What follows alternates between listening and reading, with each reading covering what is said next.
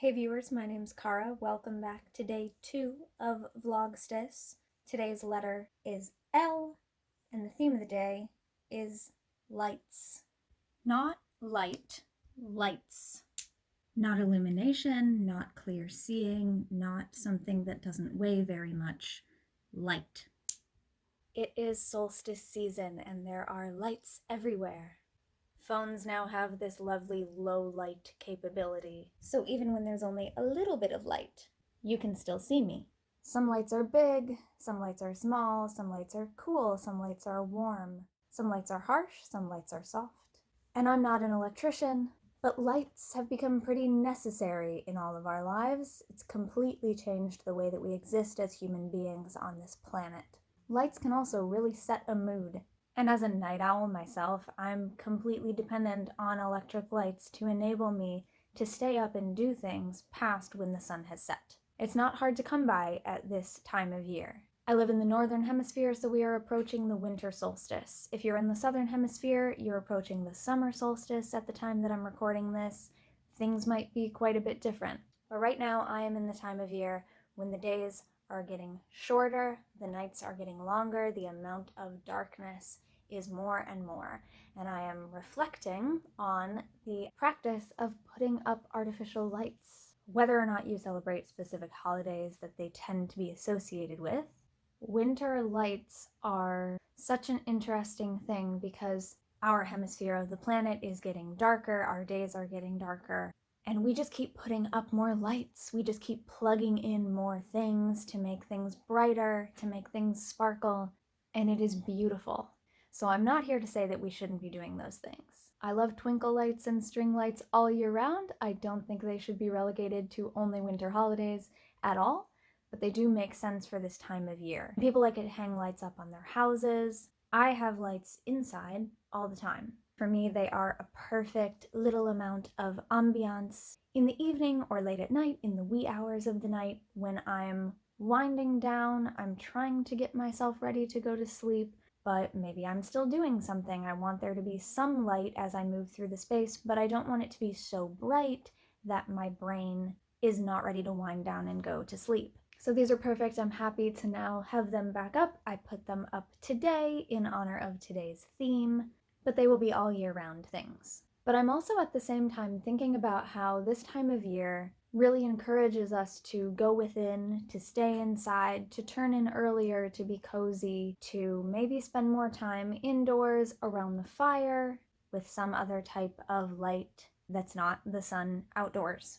And how nature really wants us to take the time to go dark, to be in the dark. And so on the one hand, I think that putting up lights when it gets dark is practical. I also think it's beautiful. I also think that it can be seen as a form of sympathetic magic. We are putting lights around in the darkness to sort of remind the light to come back, or to remind the dark that it doesn't get to take over, to remind ourselves that there is light to look forward to. Sympathetic magic uses the idea that something that is alike will attract that thing. So we put up lights to attract the light, to bring the light back. There are practices of lighting candles a little bit at a time throughout the season. And of course, there's lighting more fires and the lights themselves.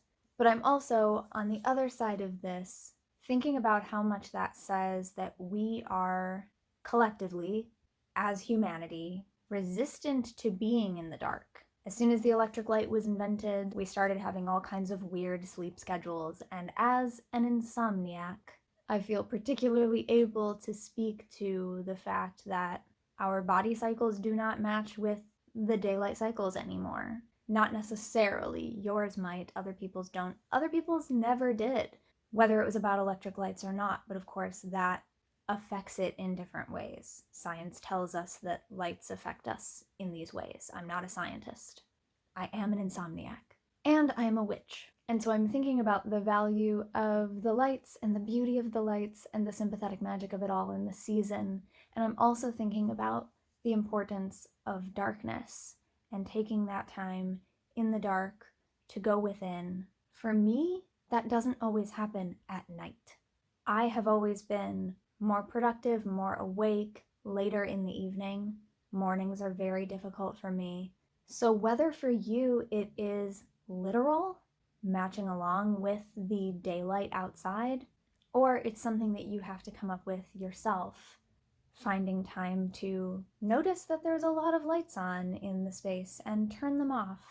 Draw the curtains to block the sunlight, put on an eye mask so that you can't see all of the light and be as affected by it, whatever it is. I'm thinking about that balance as we get into the darkest part of the year.